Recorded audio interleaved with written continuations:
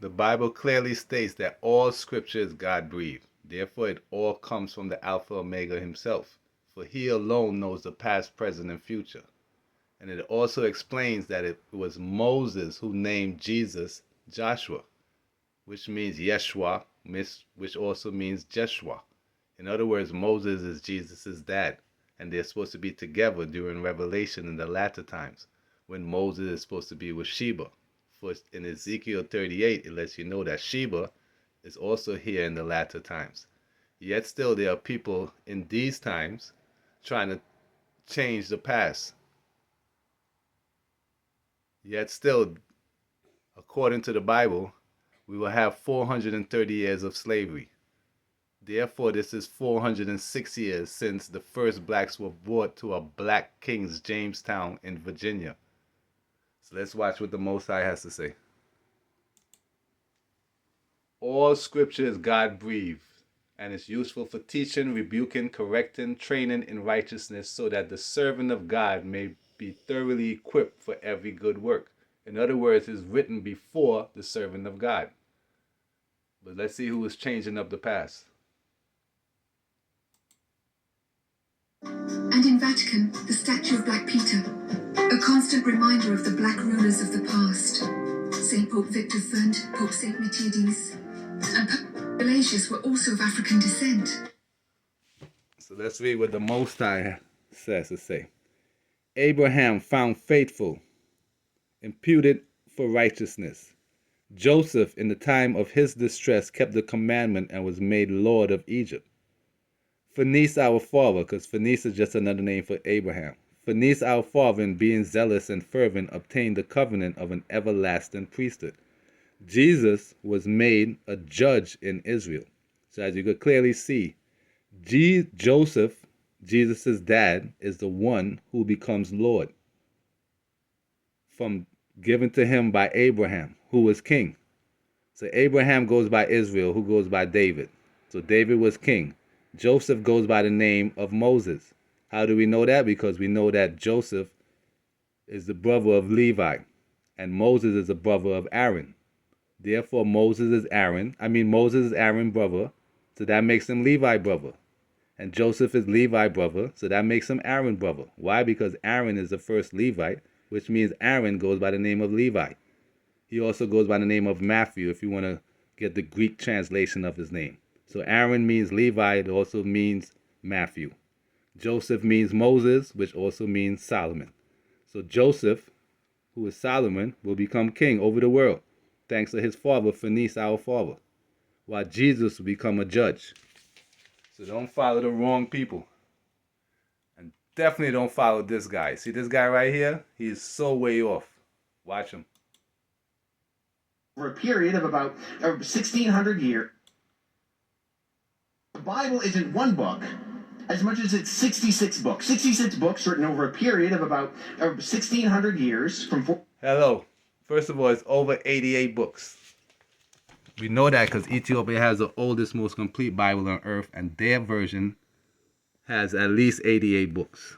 Alright, so it's more than 66. 2. The translated versions, King James Version is the one with 66 books. And they left out the 14 books within the Apocrypha. And you know what's in these books? Not one story of Jesus being resurrected. In fact, it tells you that Jesus is supposed to be here in the latter times. It also tells you who to be woe unto. So the people they say woe unto is the ones that this guy is telling you wrote the Bible. So he says, woe be unto Babylon. This guy says Jesus speaks Aramaic, which is a Babylonian language. It says, woe unto Asia. Woe unto Egypt, because all religions stem from Egypt. Don't forget, in the beginning was one God and no religion until Egypt/Kemet started the pagan stuff, and then it spread. And it also says, woe unto Syria. So this guy, West, whatever his name is, telling people that a Syrian went to Ethiopia to teach them how to be Christians. When it clearly says this, Esdras, according to the king wisdom of God, ordained judges and justices that they may judge in all Syria and Phoenice, all those that know the law of thy God, and those that know it not, thou shalt teach it. In other words, Syrian people don't know it because they are being led astray. So you saying this again? Let's repeat what he's saying. Total opposite of what the Bible isn't one book as much as it's 66 books. 66 books written over a period of about 1,600 years from 40 different authors on 3 different continents in 3 languages. 2 major languages, Greek and Hebrew, and then 1 minor language, Aramaic. So we're not dealing with necessarily one book, as we're dealing with a mini library of books. How do we know that objections like... You see, he giving all the credit to the heathen. So all we got to do is go to the book of Maccabees, where it tells you everyone he just said is the ones you're not supposed to listen to. Maccabees 1. Alexander the Greek, first over Greece, made many wars. Then he died.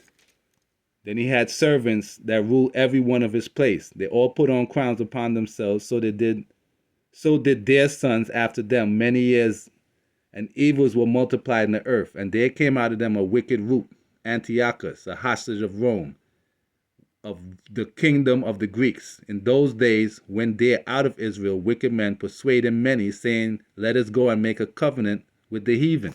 And that's exactly what this dude is just saying. So let's watch them again. 66 books. 66 books written over a period of about 1,600 years from 40 different authors. The Bible isn't one book as much as it's 66 books. 66. You heard he said it's not one book. When the book of Maccabees clearly tells you it is supposed to be called the Book of the Testament. It was never supposed to be in the Old and New Testament format. That's why Haile Selassie said the Bible should not be cut into portions. So they're changing up the story and want you to believe in the Old and New Testament format, because with that format, they have you believing that people died thousands of years ago who's supposed to be here now. So let's watch what this Doi has to say. It's essential for Christianity that Trinitarianism is core to what it believes. And at least the Trinitarian Creed at Nicaea, which I'm assuming is what he means when he talks about 400. Nicaea is in Turkey. It's Roman. Constantinople never converted to Christianity. Therefore, he wasn't a Christian. Therefore, his empire was not a Christian kingdom. Just like there weren't stories of Jesus in the past because he wasn't here in the past. And don't forget, there wasn't any... Watch. 100 years after. The Trinity is a concept that groups like those at Nicaea put vocabulary to because that was essential and organic to the Bible already. The Trinity is not a proof texting thing. The doctrine of the Trinity is a hermeneutic that explains a truth clearly communicated within and throughout the pages of Scripture itself. So you get it? They're just making up stuff. There wasn't any synagogues 2,000 years ago. How do we know? Real simple. You could just look it up.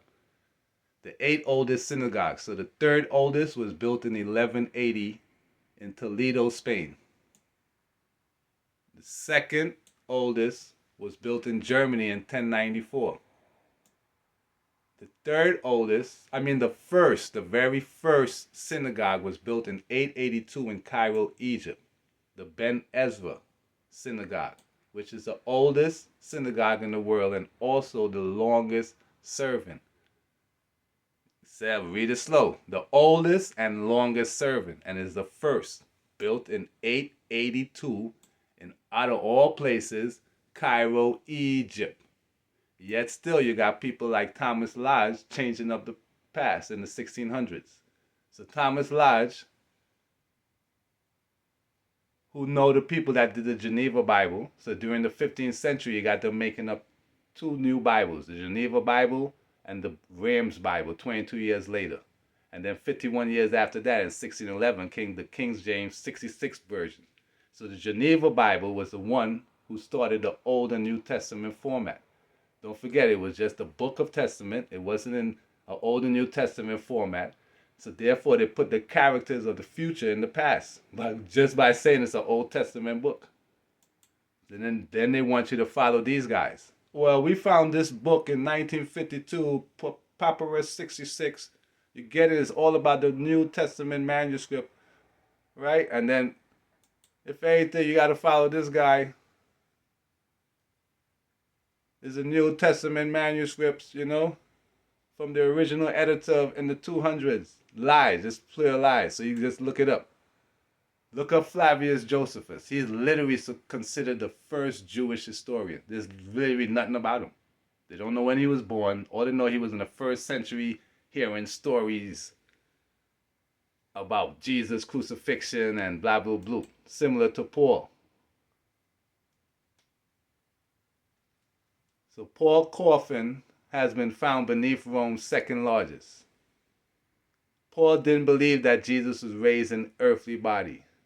You get it? So it's some guy named Paul that they made up didn't believe this. In other words, they don't know when Paul died.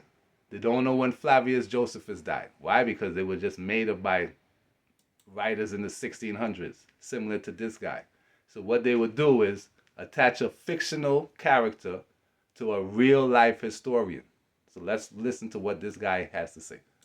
There's a guy named Quintilian who exists in the 1st century BC, and you get it? A fictitious character named Quintilian that he knows of.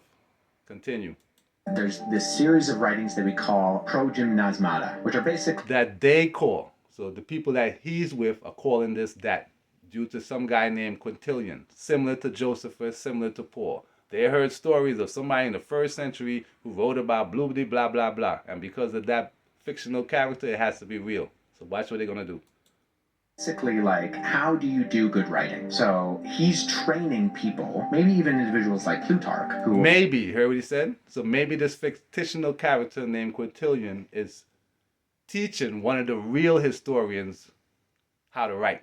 It's one of the best known ancient biographers, and saying, like, it's just as important what you don't say as to what you do say, because you don't want to, A, writing in the ancient world is expensive, really expensive, and B, you want to make sure that your audience is actually... Now, we all know Jesus is supposed to be here in the latter times if you watch any Star Witness videos, right? So he's trying to give it reasons why there weren't any writings of Jesus when he was young, because it was so expensive to write back in the days.